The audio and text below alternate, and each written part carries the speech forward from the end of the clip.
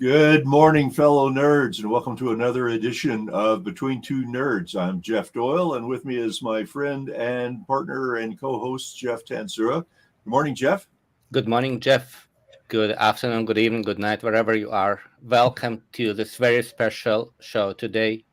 And the topic we are going to discuss today is very, very important, getting more important with the day, BGP security. In order to try to address it from every possible angle, we've gathered very, very interesting panel today where we have industry representation. We've got Kiyur Patel, who is CTO of Arcos, company building BGP security, among other things in routing. He is also co-chair of CEDAR operations. So anything that goes wrong in ATF, it's him to blame. We've got Melchior Almans, who is a BGP security evangelist at Juniper. So also responsible for both hardware and software shipped and quality of BGP implementation. Again, something's not working, you know who to blame. We've got Haya Schulman. Thanks for joining us. She's a well-known researcher in security space, professor in Germany, and she's here to keep us honest, right? Most of us, we've been working in ATF for a long time, so we do drink Kool-Aid, and we would like someone from reasonably outside of this ecosystem to point out everything we did wrong. On my side, in Microsoft, we are taking very seriously any BGP security issues. We've got 100% coverage on origin validation and also looking into next steps, which we are going to hopefully discuss here. And Jeff Doyle is going to manage us as always. He's got the virtual baseball bat to beat us up if needed. So take it over. Yeah, I think just, the audience we have here, everybody, I don't think anybody would really watch this show if they don't already understand BGP pretty well. If they don't, we would certainly probably put them to sleep. But just to sort of cover the basics, I mean, everybody knows that really any routing protocol can be attacked. But what makes eBGP, particularly vulnerable is that's always the protocol that's at the edge of your network, and it's the protocol that's exposed to untrusted neighbors. Built into BGP, there's already an acknowledgement of the fact that we're peering with untrusted neighbors. So unlike other routing protocols, you normally specify your neighbors in BGP, so you can say, I only want to talk to this guy. I'm not going to talk to this guy over here.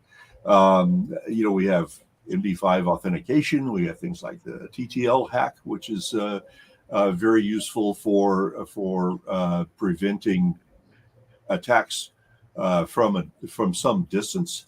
We can do things like prefix filtering, and somewhat naively, it seems like that should make for a pretty secure protocol. And yet it's not, which is why we're all here today. And so I guess my first question for everybody is, well, why are all those things not good enough? How is BGP still vulnerable? I'll probably start by saying BGP is probably the de facto protocol that runs internet today, allows organizations to connect with each other, provides the connectivity. These days, IP addresses are akin to your identity, be it an enterprise or a service provider. It could be a single IP address or set of IP addresses, and these are carried within BGP. And there are mechanisms now, but there weren't mechanisms previously that would allow you to securely announce your identities. And let's just say that there were gaps inside the protocols which allowed these identities to get completely hijacked. And that was the issue at hand. That's still an issue at the hand. A lot of times you see that in spite of having origin validation being deployed, but it's getting better.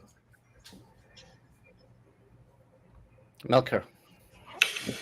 Yeah, agree with Kier says. I think there's a couple of issues going on why the need for routing security increases. Right, there's obviously the rise of a price per IP address. There's some issues going on on political side that encourage people to hijack or want to block certain destinations on the internet.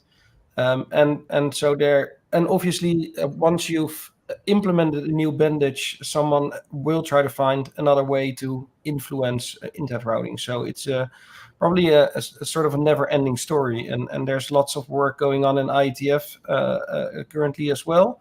But also those are not, let's say, single solutions, right? And so there isn't a single answer. You would always need origin validation or path validation, or indeed TCP AO instead of MD5, and it's all those things you need to implement and to use in the correct way. And still, there will be a next challenge, obviously. Hi. Yeah. So actually, I'm going to bootstrap what Keyur and Melchior said. So the question is, why is BGP not secure? So BGP was not defined with security in mind, and right, if I remember correctly, this was just sketched on a piece of paper, and such a huge system which holds the entire internet on its shoulders was sketched on a piece of paper in the 80s, right? And somehow it worked, and amazingly worked. It connected all these networks, and there is an ever-increasing number of ASs in the internet, and it manages somehow all of this. We managed to connect and we managed to communicate. Now, the problem is indeed, as BGP works, it says everyone in the internet announces to everyone else about its information about its reachability, so how you can reach me. And this means everyone else can also announce some networks which do not belong to them, right? We assumed in the beginning, as internet was designed, actually I was not there, but I think, but as internet was designed, people assumed a benign model where you really just announce your own networks, and it was not so huge and it was not so political at that time. And that is an important point politically. Yeah, we are trying to stay not political, but it's very difficult to separate internet from politics. We see how much politics exploit internet. So as the internet developed, people realized actually we can announce prefixes of others. That's an interesting idea because this allows me to see what someone else is sending. And that was the main problem where I think the security issue, which is the main security issue that we are talking about. And then what Kiyur said and Melchior said, well, there are proposals to improve this. But deployment of these proposals is extremely challenging because when you have a new mechanism in the internet, the way it is currently, the way it works, you have to change things to deploy something new. You have to modify the systems, and deploying new mechanisms, new solutions, even if it's security mechanism, it's not something new, not some new system. It's a huge overhead, and it requires replacing systems. It requires upgrading your infrastructure. You need cryptography. Think about it. You need licenses. You need more hardware processing capabilities. You need more software. This is not trivial. And for instance, and there is this huge proposal that was in the beginning in 2011 for RPKI, for source validation. And this is the basic for everyone, for everything in BGP security. If you deploy this source validation, actually you can use it then to protect the path as well. And people started deploying this, but even this simple mechanism, which is signatures and then validating signatures. So we sign a prefix, and everyone else in the internet has to validate that this is the correct, really prefix is correctly announced. And it sounds like trivial. People wrote tons of papers, theoretical papers on signatures. Super easy, simple. You know how many papers were published? So we have more than, I think you could even say 50 years experience with signatures in cryptography. But if we take this cryptography and we try to deploy it in the internet, we see how challenging that is. So when you write a paper, a theoretical paper, you publish it at an A-star conference, but then if you have to take it and to deploy it in the internet, it's a whole different story. And then suddenly you see a new challenge or challenges, a series of challenges which you were not aware of. So the current challenge in the internet is how do we use the cryptography that was invented in a way in the internet that would bring value. And even using this cryptography, we have a lot of traffic which is blocked, which is legitimate. On the other hand, we have a lot of problems with announcements which are malicious, which are hijacking prefixes, which are not filtered, because people are afraid to be filtering, for instance, because of errors or because of the overhead that it requires deploying this. So one of the significant challenges that I see now for the internet is how do we use the cryptography, the tons of papers or proposals, the beautiful proposals that were designed and developed and published. How do we use these proposals in the internet to secure our systems? And what I find interesting is to see, so what are the challenges in deployment of RPKI and how do we resolve them? What is the feasible direction? Where should we look? And what are the interesting research challenges there? Great summary. And being consumer of this technology here, really the operator of it, I can tell you it took a number of years to just deploy it, to fix numerous bugs with all vendors, right? From policy framework to problems with BGP, to problems with stability of BGP and time to converge, right? So we are finally getting into a place where basic BGP origin validation is working at scale, right? So we are I would say, and then there are also, interesting to your point, Jeff, system-wide issues on the routers, something as simple as we just noticed, and this is over and above everything that Haya said, is that, just a simple ROA change coming from a validator onto a router. And Jeff, if you've not managed to store all the prefixes that you had filtered earlier and deleted, what you would end up doing is you would end up issuing a router fresh to your neighbors. And if these changes are happening in a persistent manner, you can actually melt your neighbor routers down completely by forcing them to issue router refreshes and announce full tables. So lots of challenges to what Haya said very correctly, even in a simple solution like origin validation that you're looking to deploy, right, at different points in the network. And I think it's important to how you said this early on, but security doesn't always mean malicious or defense from malicious activities. Security also means protecting against completely benign but harmful activities. So if I am configuring my network and I accidentally advertise a prefix for Microsoft, at least in some aspects of the network, Microsoft traffic is going to get redirected to me. Entirely just a mistake, not malicious at all, but that is a huge example of things that regularly go wrong on the internet. Is just someone advertising the wrong route, or the incorrectly more specific route. And it could be someone doing it on behalf of you. So there's a number of products, so-called BGP optimizers, that disaggregate. I mean, issues with Nocturne a couple of years ago are well known, right? They would just disaggregate prefixes you feed and cause really havoc on the internet. So understanding the implications of misconfigurations, some tool sets that misbehaves, are very important for people not to get their traffic, which is legitimate, just misconfigured, being dropped at the edges. Yeah, and that's interesting, right? Because the majority of incidents are accidents, right? Wrong configuration, fat fingers, etc., or implementations of policy, or you forget to set an expert policy, etc. But the problem is that the blast radius is so wide. And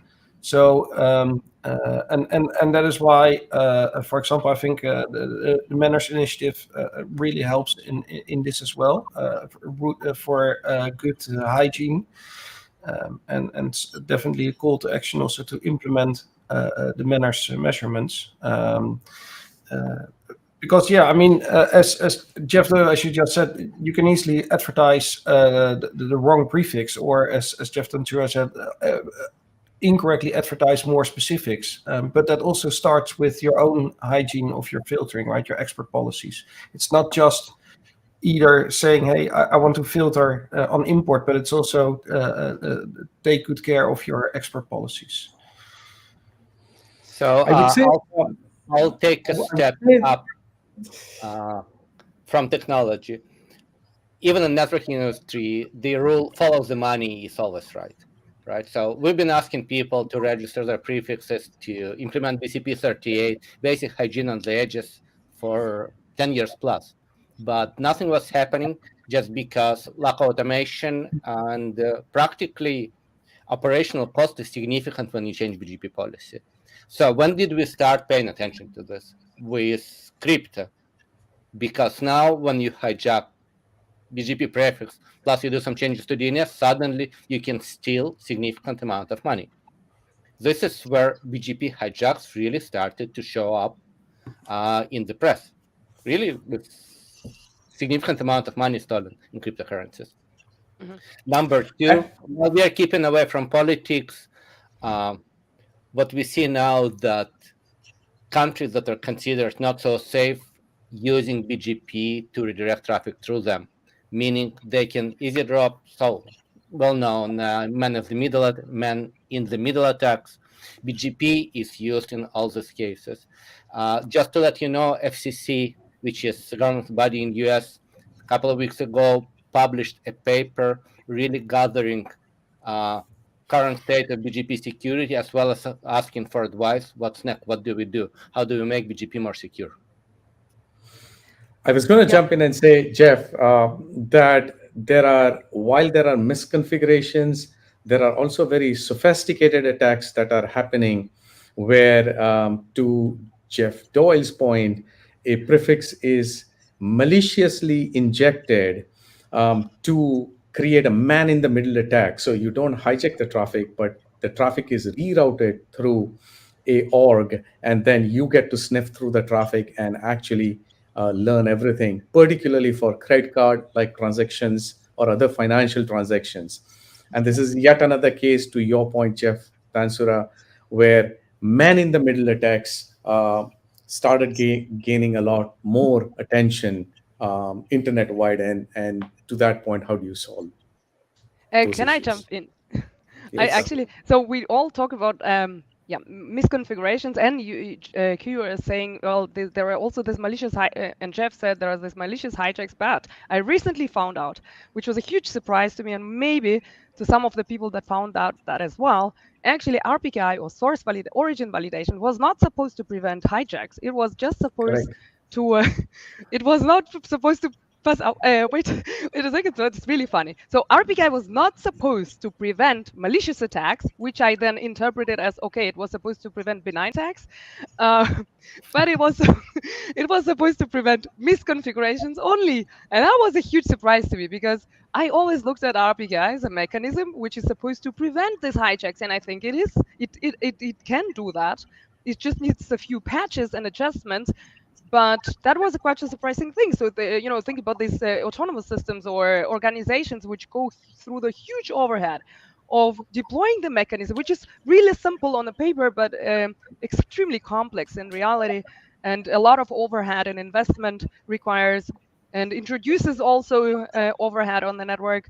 So you deploy that, but then the only thing that you get is you filter misconfigurations.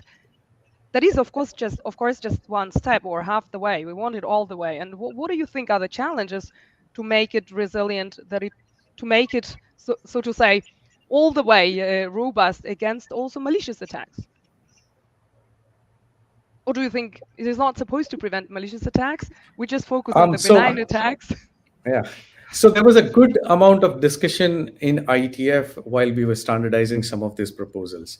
And the security experts would say that, and you're absolutely right, they came around and said RPKI is a tool to identify some of these misconfigurations, predominantly because there are different kinds of attacks that can happen, including man in middle, and RPKI wasn't designed to do that. Now, if you look at most BGP implementations, they cannot craft out the update, but more interestingly, they can inject the prefixes, and they are typically through misconfigurations. That is one of the reasons the standards bodies came and said why this is a tool. But that being said, you're absolutely right. I mean, if you look at Twitter's recent example, the attack was actually prevented, right? So it does prevent attacks, and it's getting better and better with BGP. I think most of the people in our audience know PKI and RPKI, but it might be worth just explaining what that is and how specifically it helps prevent malicious or otherwise attacks on BGP. So let's start with the origin validation. Melchior, please go ahead. Sure, thanks. So, without going too deep into it, what you can do with RPKI, it's a mechanism where a resource holder can make a statement about the resource he or she has been assigned from the regional internet registry. So in other words, if you have a prefix that is assigned to you, you can make a statement saying this prefix is announced from this specific ASN. And the interesting thing here is because that was already possible, right? You could already do that with IRR database, etc. However, in this case, you can cryptographically verify that if I receive such an announcement and I have a ROA, a route origin authorization object that basically describes that relation I just explained, you can verify if indeed the announcement is what the resource holder's intentions are. And because it's cryptographically signed and to be verified, you can be almost 100% sure. There's no 100% sure, but you can be pretty sure that it is indeed what the resource holder's intentions are. And so that is why RPKI origin validation indeed prevents such attacks. And so you might by now already have guessed there's two parts of this, right? So one is you have to sign these announcements, so create these ROAs. Typically, you do that in the regional internet registries database. There are variations, but to keep the story a bit short. So you, at one side, you create these statements, and on the other side, you need to install a piece of software, which is a validator that speaks to your router. And basically what the validator does, it downloads all these ROAs, does all the crypto for you, and sends a database of these statements to your router, and the router can use those to verify route announcements you receive from your BGP neighbors. So when we come to BGP-SEC discussion, we'll explain why it's so important to be able to do it off-path, not on the router itself. Yeah, BGP-SEC is another very interesting discussion, which I think there is currently momentum to start discussing BGP-SEC again, because it's also one of these measurements that it might become time to take a more serious look into that and not just throw it away again with the statement, hey, it's too much crypto, my control plane cannot handle it. There's let's say, increased interest.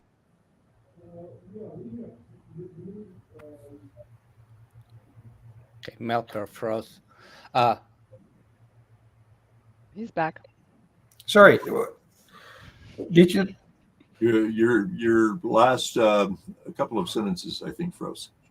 All right. Oh, sorry about that. Yeah. So I was saying, I think there's renewed interest in BGP-SEC, which is probably a good thing because it's another bandage next to RPKI origin validation and RPKI ASPA validation. It also it's another piece of the puzzle, I would say. And let's not throw it out again with the comment, it's too much resource intensive for control plane because control planes have become much more powerful, and indeed there's off-box validation options as well. So I think it's definitely time to start looking into BGP-SEC again. So short summary, and then we'll go to Haya. The emphasis and ROE is on origin. So you only validate origin where the prefix originated, not any other IS in the past. which allows to prevent attacks where someone else originated the prefix. However, it doesn't prevent attacks where someone else injects their ISN in the path and hence can introduce man-in-the-middle attack. From architectural perspective, to address, vendors have traditionally put very underpowered CPUs on the route processors, which is changing now, but still the case, right? Usually they are 2 generations behind, and it's pure monetary decision. It's just cheaper. So architecture, we've decoupled cryptographic validation from actual policy enforcement.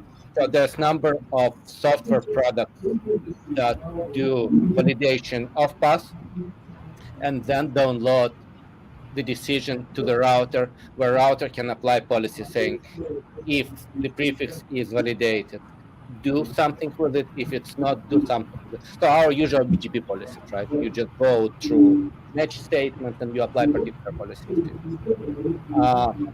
Every commercial vendor plus FRR ship origin validation today. So Kiur, Melchior, all our friends at Cisco, Nokia, Arista do ship it today.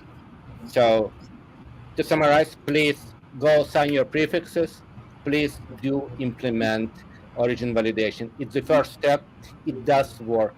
Bringing back Twitter that was misoriginated by Rostelecom, I believe, just 2 days ago. Thanks to all the people have already implemented origin validation. In the middle, they all dropped invalid advertisement and reduced propagation blast radius really significantly. So it does work to the degree it was designed to work. Haya, please, your view on origin validation, where you think we are now. So extremely important aspect of RPKI is you're saying origin validation, and I'm just going to add to what Melchior said is that when a relying party performs validation of the ROAs, of the certificates, it can have 3 possible outcomes: valid, invalid. If it's valid, prefix is it gives to the router then this validation result, and the router then will accept. If it's invalid, the router will reject. And if it's unknown, then it will not apply RPKI validation. And so the router uses this validation of or the parsing of the information from the relying party to make routing decisions in BGP. Now, actually, I did a research on this last year, which we finished submitted to Usenix and was now accepted. It was accepted a couple of months ago to Usenix 22, a security conference. So what we found is that relying party software, all the relying party software at that time were vulnerable to an attack which allowed a remote attacker to turn RPKI validation off by causing the validation of a relying party to be unknown. And if you have an unknown status, then the RPKI validation is not applied for making routing decision in BGP. And so that is a problem. And now in RPKI, there are limits that were implemented in relying party software. And these limits are supposed to prevent the attack. So there was a lot of the community responded. Actually, as we were working, we already saw it, I think in Fort, there were already limits at that time in March, I think, if I remember correctly, in March 21. But very quickly, all the relying parties deployed there's limits and limits on the session and limits on the refresh interval and limits on how many delegations you can create on the on a CA level, on delegations to publication points, to RPKI repositories that you point to. But what we found is that relying parties are still vulnerable. So actually now I have a project which I'm disclosing, but not disclosing what it is about. But we found that there are still vulnerabilities, and you can cause still attacks on the relying parties are on their ROV, on the validation, and we are working on this now. As soon as the project is finished, I'm going to, of course, be able to talk about this. But what we see is that all are still vulnerable. So there is work, but this is an extremely important component. And the fact that there are attacks or vulnerabilities that can be exploited does not imply that RPKI is not good or that our ROV cannot prevent prefix hijacks. This is really important that I clarify that. And we'll call you out when results are there. you're going to be back here. Kiyor, let's move to you. You're the implementer. You're actually writing code and architecture and all the stuff. So I would like you to start the discussion. How do you think technologically we advance from where we are today? As I said, we are all shipping and using origin validation today. There are issues as I described, but they are not hard preventing issues. We should all go and do origin validation. So where do you That's think we should go? I think Origin is definitely a choice that folks should think about when they are building routers. Uh, Melkor earlier did talk about ACLs. Some really neat tricks, easy tricks you can do is that look, if the routes are coming from your customers, they should not be more than 2 ACs in the length. They should only have 1 AS. And if you have an ACL that says all my customers should only announce routes with less number of ASs, specifically one, origin validation sits on top of it and says, hey, is the customer announcing its own routes or anybody else's route with his AS number? Validate that. And you sort of take all your customers who are trying to be transit for you completely out. And that's a one clean, big benefit if you start to look at it. Then, as you deploy this and RPKI infrastructure gets more and more robust, which I think will get in time, like Haya is saying, there are backend issues that are actively getting resolved. As you do that, there are two interesting use cases that are worth looking into. Obviously, BGP Sec, which is a full solution for man in the middle attack, but it's very heavy computationally. And if you ask me, the problem there is not coming up with a solution. The problem is actually in deployment.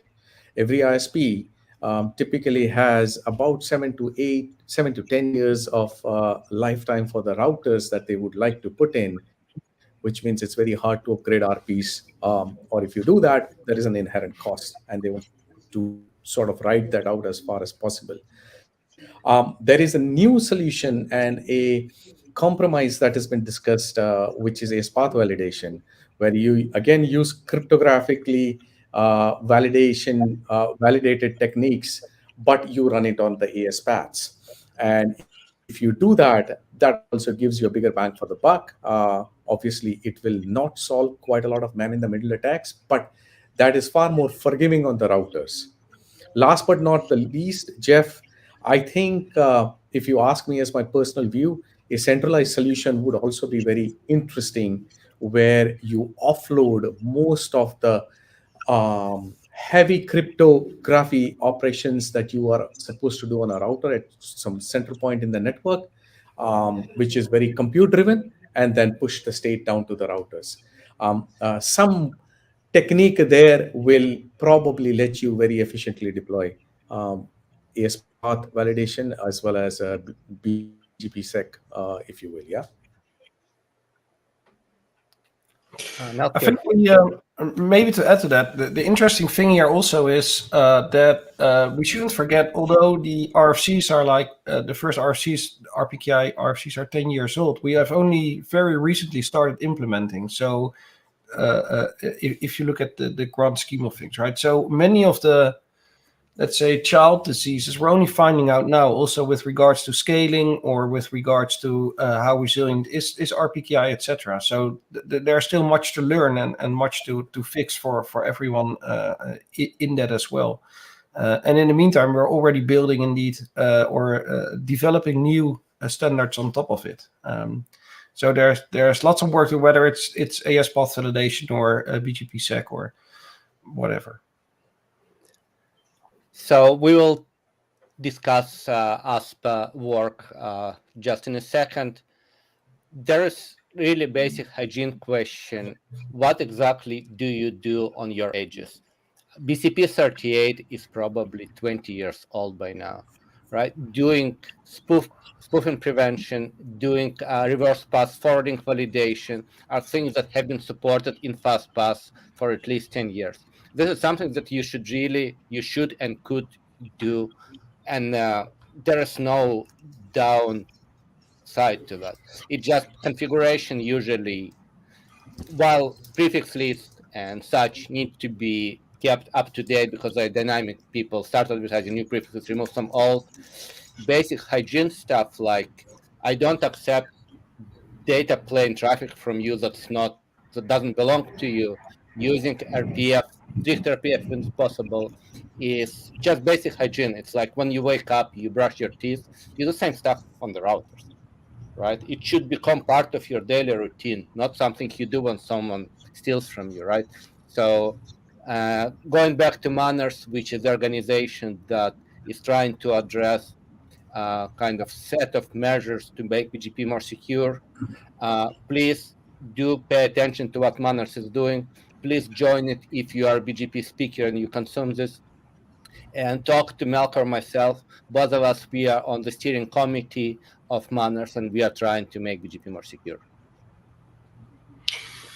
Yeah, and I think there's also much work for vendors and BGP implementers to do, right? If you look at many of the training materials or documentation, everyone describes how a feature works, but no one really tells how to use the feature, or in many cases. So there's lots of work there to do as well, for vendors maybe to come up with, hey, this is what you how you should implement these features in order to achieve advertisement hygiene.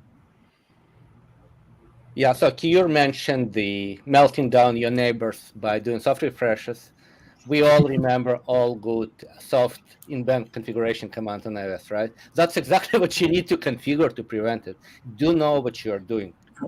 Don't make, if I can jump in there,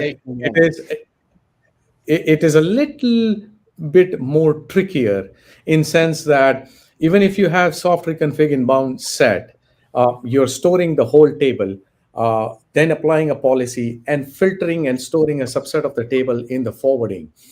When the ROA comes in and it changes something, you rerun through your inbound processing again. And if this ROAs come in at a periodic interval, you keep on doing that. Now you melt yourself. which is And better when you than start to melting melt yourself, so I think where the optimizations are needed, and like Haya rightfully pointed out, on the RPKI backend side, you need similar kinds of optimizations to now start. You need to build those optimizations on the router side as well.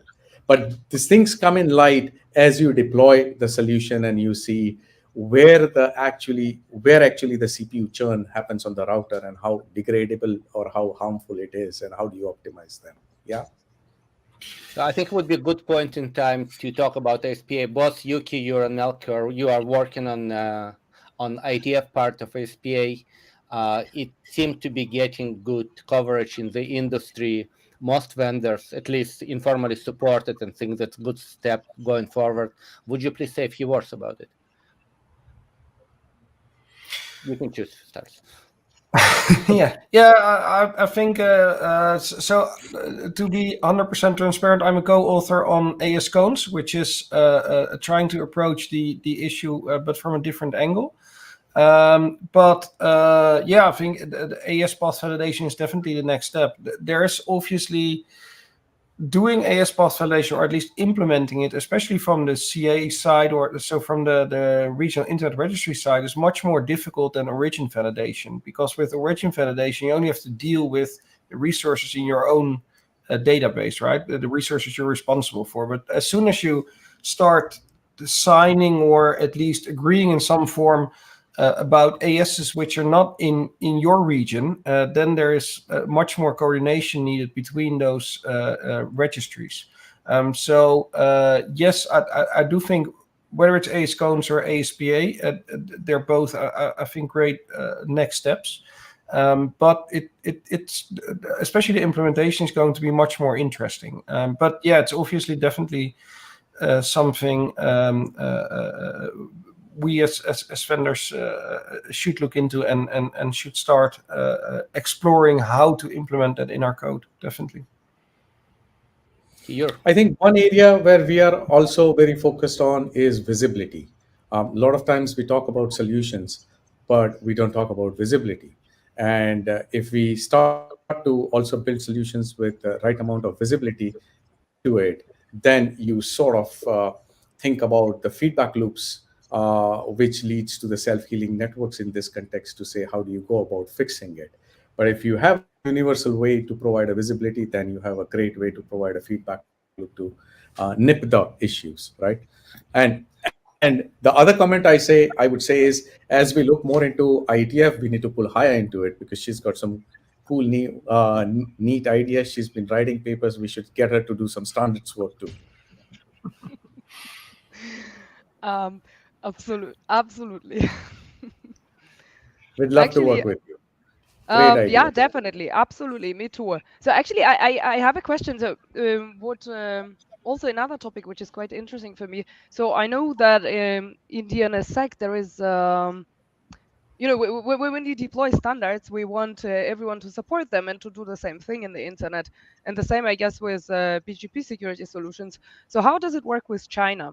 And what about the technology or the standards which are developed there? And how is this incoherence or incompatibility? How do you think it's affecting or not affecting the progress of deploying of security solutions for BGP? And what are the directions to how to cope with this? So I would think if you look at today's deployment, and I think Sion is a very good example in Switzerland, right? You build what we call limited domains, or they build it. They don't necessarily use technologies that are developed in and by IETF. However, they do realize they need to talk to the rest of the world. So what we see is usually there's a gateway solution that takes some potentially proprietary solution and translates it into constructs in BGP. Actually, this IETF or IETF 113 that happened last week in Vienna, we had a number of presentations from Sion Fox. I'll actually share some papers on Sion if you're interested.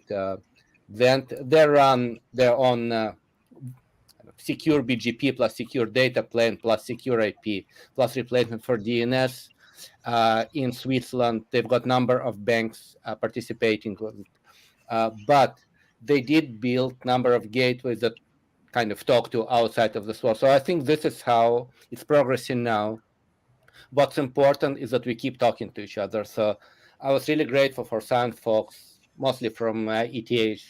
Yeah, but they're not from China, right? So I don't know if China does the same thing, and I think the situation there is a bit different. So you are talking about an overlay which they did.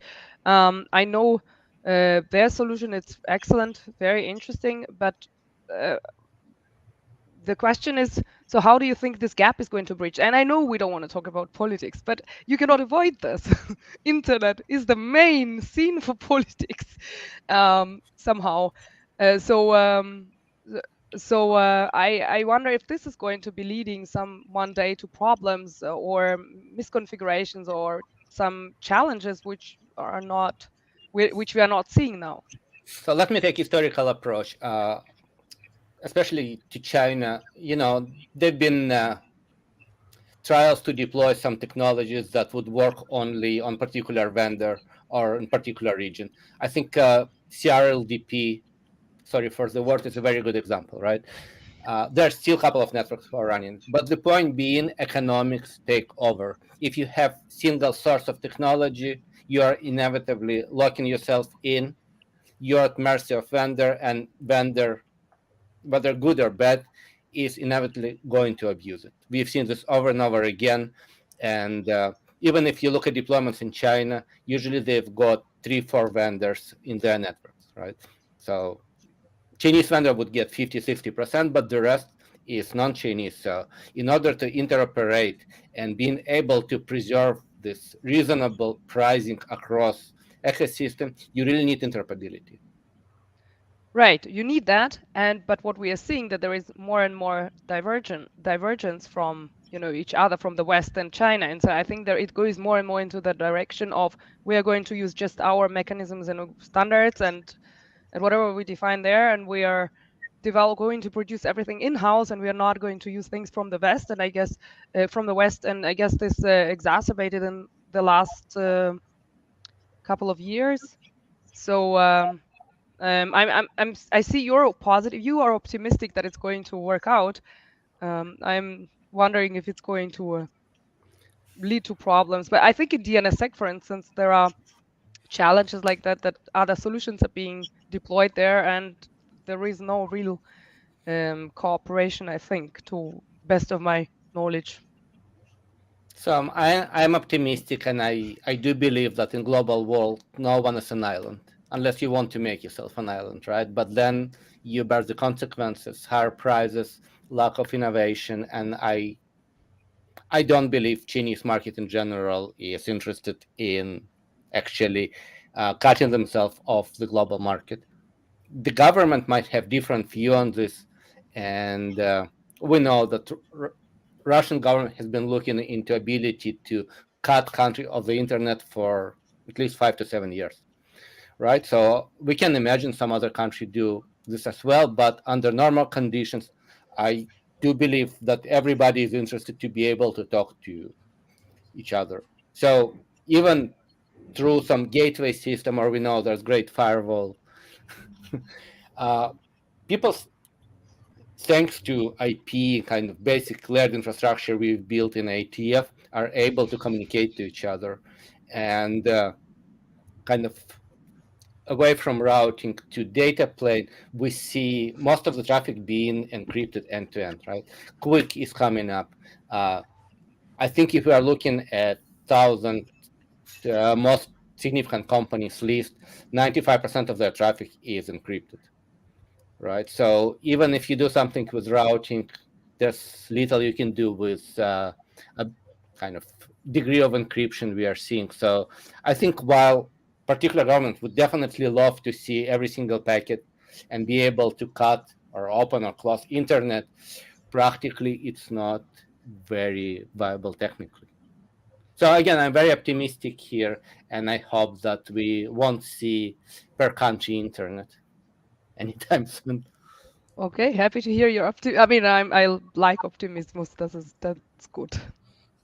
And I Do we would still have probably time? add that, I would probably add there to say, hopefully we won't see per country internet, and hopefully RIRs will be sharing the registries across multiple countries, and hopefully that won't get damaged in any particular manner also, because when things go wrong between two countries, it becomes very interesting as to who's hosting that RIR registry, where it has been hosted, and who takes the control over, and what Yeah, happens. And we hope everything will stay safe.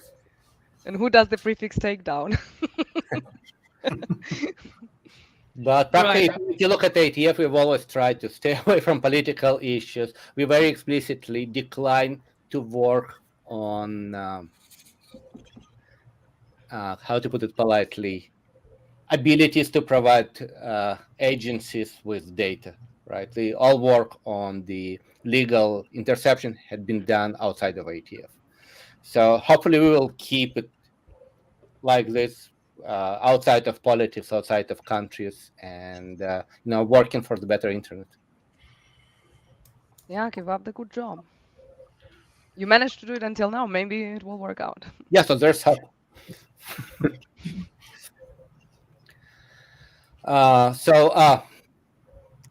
We discussed origin validation. We touched upon next steps. So BGP security discussions are happening as we speak, at least between kind of bigger parties being Google's, Microsoft's, and Facebook's of our world. There is some willingness to start doing BGP sec at limited scale. So at least when you don't advertise full routing table, when it's a few hundred prefixes and it's actually doable to do BGP sec. There are some measurements looking at conversions with BGP sec. Usually there's kind of order of magnitude difference between conversions time with and without. And I think the public cloud companies also looking to provide this as a service where all the crypto heavy work would be done as a service, and you would get back already validated or invalidated attributes.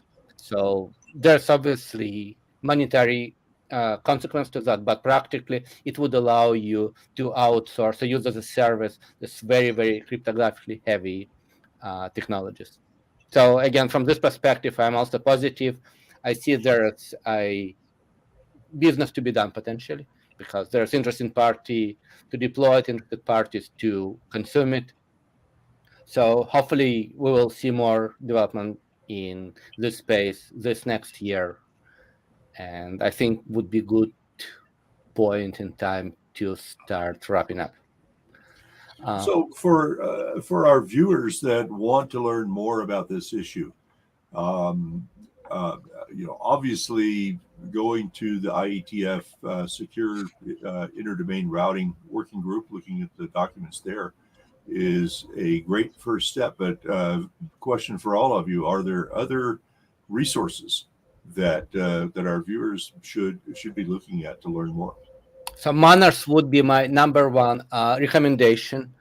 Manners doesn't only recommend origin validation or particular technology. We are looking holistically at set of technologies that would provide best available solution. We're kind of intermediate entity to provide you all the information in one place, links to documentation, links to APIs that could be used.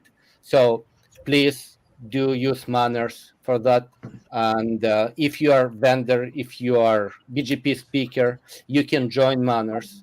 You could use Manners views to who is doing what.